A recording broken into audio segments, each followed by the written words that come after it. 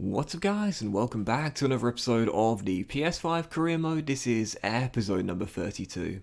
And we start today's episode off with a West London derby, so don't travel too far to take on Chelsea away at Stamford Bridge. Frank Lampard's side, who briefly is of course under a lot of pressure right now. Give him time, please. It's been a year and a half. Come on now. But still, yeah, first games this episode away at Stamford Bridge. Also on the back of the win against West Brom in the FA Cup 4th round. Sent us into the last 16. Haven't had a single scalp in the Premier League so far. But heading into the game, I felt weirdly confident. And I don't think I was too surprised either when 18 minutes in, I saw Jack Harrison give us the lead as well. Nice little storming run down left-hand side. Ball rolled into the middle. Charles Bull with yet another assist into double digits, going for back-to-back assist titles. And Harrison, third goal of the season, as we take a shock lead at Stamford Bridge and take the early advantage. Chelsea looking for a response, and 33 minutes in, this was very troubling to see indeed. Andy Rinomoto, of course, who took the captain's armband this year, has been fantastic, but as Milik comes in hard on a challenge, it was a fair one, but Rinomoto comes off worse and unfortunately hits the deck, stays down and is forced off early on the stretcher. So a huge blow there, leading at Stamford Bridge, needing to keep cool heads, and now we're losing the captain as well, and a game winner of course in our last match against West Brom. That was a big blow. We were still leading though heading into the break, a goal up at half time, but in the second half Chelsea just completely flipped the switch. We defended really well in the first half, and I'm sure you guys have games of FIFA like this where it's like the AI just take it up a notch, kick it up a notch, take it up a gear in the second half, and this was just one of those games. First Milik heads wide from a corner, and then just before the hour mark Hakim Ziyech makes it 1-1 as the Blues would find their leveller, and from that moment onwards I swear it was just like I was going from ultimate to super ridiculous ultimate. I just could not cope with the Blues heavy pressure. 2 goals in 7 minutes as Milik gets the second of the game, runs to Frank Lampard to celebrate with the manager under pressure right now. Chelsea come from behind to lead in the space of 7 minutes with 2-1 down, and I kind of just capitulated from that moment there. Really struggled, and not soon after that as Ziyech finds Kante, lovely through ball by N'Golo. Milik finds a bit of space, rolls past Barbate, finds Ocampos, quick little 1-2, and a good finish past Freddy for his second goal and Chelsea's third of the game. Chelsea 3, QPR 1, and just like that in 17 minutes we've gone from being a goal up at Stamford Bridge against our West London rivals to 3-1 down. That's when you need a leader out there to keep a cool head, but unfortunately was forced off in the first half. And speaking of getting forced off, 5 minutes to go, game's over, we ain't coming back.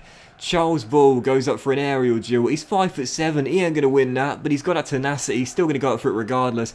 Hits the deck, lands awkwardly, and just like Rinomoto is forced off with what looks to be a very serious injury. Final score, Chelsea 3, QPR 1. The Blues come from behind to get what in the end is a routine victory for them, but for us, our 2 star players going down. Andy Rinomoto, the captain, the talisman, the leader, and Charles Bull as well. And after the game, there's your confirmation. Charles Bull, dislocated shoulder, out for 2 months. Absolutely going. Because in recent weeks, he's been amazing as well. I think it was 2 goals in his last 4 Premier League games. I think a couple of assists on there as well, including in that last game there against Chelsea. 8 goals and 10 assists in 22 Premier League games this year, averaging a 7.7. He's grown 4 ratings to 79 overall. The youngster has been a monster this season. I was thinking, how could he improve on last season? Well, there's your proof right there. He's been incredible this campaign. Still leading the way in the race for the assist title, but now down for 2 months, and Andy Rinomoto suffered the same injury as well. Both players going down with dislocated shoulders. Both players will miss the next 2 months. Absolutely gutting. And Andy as well took the armband to start the campaign for Bright. He doesn't get involved on the offensive end very much, but the medium-high work rates, physically the guy's a monster. 90 stamina, high defensive work rate, solid player in team player traits. I love that. He's one of my favourite players in this team, and yeah, I know you guys are thinking it, I best show it as well. How did they both dislocate their shoulders, yet held their legs when they were down? Come on, EA, get realistic now with the injury animations. That's just absurd. Not the first time we've seen that. Won't be the last either. Very inaccurate. But yeah, Rinomoto and Bull, regardless of the animations they were showing, have dislocated their shoulders. They will both miss the next 2 months. So some big games, including the FA Cup 5th round when that comes around. Some big Premier League games too, including Manchester City at home very soon as well. And the real question is now, we lost 2 of our best players. Who's going to take the captain's armband? Rinomoto is down.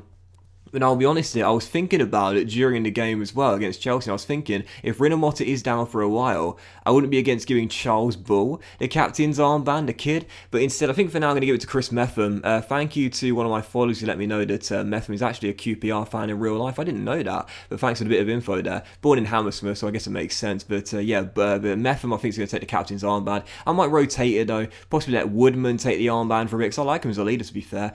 Possibly Luke Amos, Ilias as well, I don't know. But for now, I think Metham will take temporary charge of captain duty on the pitch. But still, falling out of time for transfer deadline day. There was, of course, still quite a bit of money remaining in the transfer budget with 10 hours to go. But, of course, losing two of our players right before deadline day to serious injuries, I was thinking now is not the time to get ourselves into a bit of trouble in terms of depth. So I don't want to sell any players. We've got 3 bids here. One for Adel Tarat. Braga want to take him back to Portugal. We said no. On bid for Chris Willock as well. We also rejected that. I was considering negotiating for Viktor Kovalenko, but then I thought, do you know what? Whilst he hasn't been great this season, it's probably best to keep the players here for now and also add some depth on the back of those 2 serious injuries, because Ozcan is still down and will miss the rest of the season as well. So I was thinking we could do a picking someone up on a free transfer, on a cheap deal perhaps, and someone with veteran leadership experience.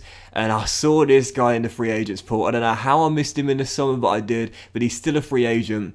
World Cup winner, European Championship winner, FA Cup winner, EFL Cup winner, 4-time, I think, Premier League winner as well. Welcome back to England.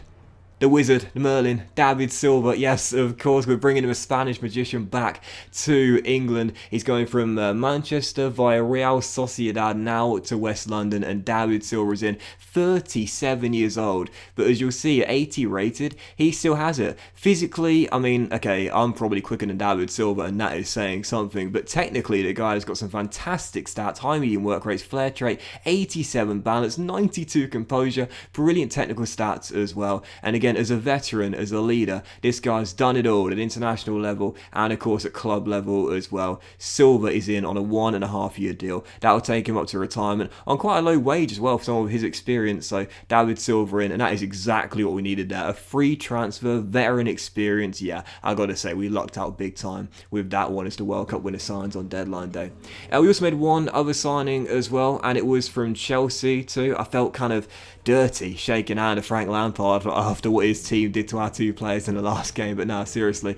We put a bid in for Trevor Chalobah of Chelsea. He's had some time spent out on loan, and we agreed a $6.25 million deal for the holding midfielder. He's only 23 years old. That's only $750,000 over his current market valuation. You'll see his wages as well, like David Silva's, are not too high, 28 grand a week on a 5-year deal, and he might only be 74 rated, but again, at just 23 years old, he's got plenty of room to grow. Wages aren't the highest, taking a big pay cut to come here as well. The transfer fee was small as well, and again, when you look at his range of stats, I've got to be honest here, I think this guy could definitely be converted to play as a ball-playing centre-back, and you guys know I love my ball-playing centre-back. 6'3", very solid defensive stats with a 78 rating for short pass, high strength, and again, no doubt about it in my mind, this guy is definitely suited to play as a centre-half in this team. So yeah, I'm going to retrain him to play centre-back, and of course, as we know, we're playing Cameron Wilkinson normally as a holding midfielder. So yeah, Wilkinson's going to be phased forward, Chalobah's going to be phased back, and I think that probably suits both of those players perfectly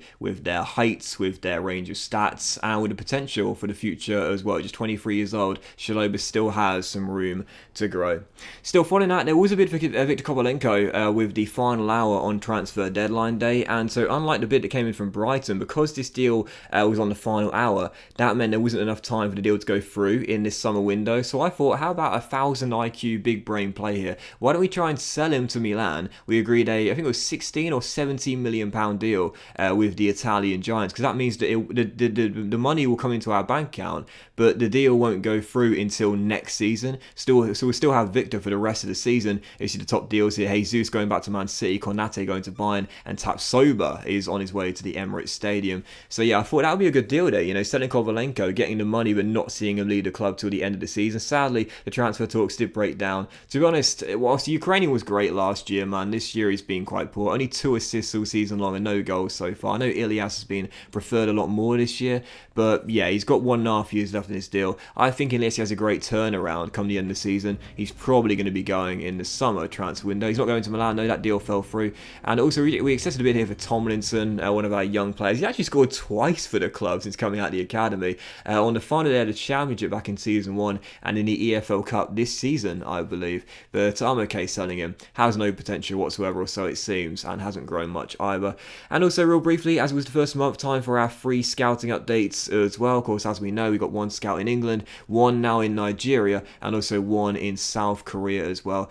Sadly, no Nigerian players going into our academy from this month's worth of scouting. But we did pick up a South Korean winger who looks okay. He's also got 5-star skill moves, but unfortunately, as you'll see, a 1-star weak foot, so that will need some training, no doubt about that. If you've got 1 star for either a weak foot or skill moves, well, in my old FIFA career modes, there was a very low chance you would succeed in my team, man. Seriously, you cannot have a 1-star weak foot or a 1-star skill move rating. So yeah, I'll train that weak foot up. And by the way, real brief, I said it before, but how great has the training feature been improved in this year's FIFA? Fair play to EA for that. They deserve some props for finally listening to the community in that regard.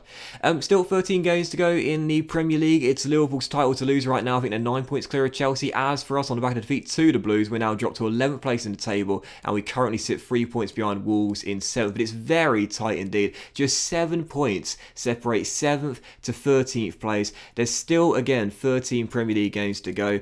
The race for the Europa League is very tight indeed. Look, the top 6 is set. You know, no one's going to break up the top 6 this season, no doubt about that. But that 7th and final Europa League spot, that is up for grabs for multiple teams. We're certainly the outsiders, no doubt about that, and on a really inconsistent run of form right now, but we still got a very good chance. However, now we're missing Motta and Charles Bull as well. Someone else in this team is going to need to step up in these big moments, both as a leader and with their performances on the pitch as well.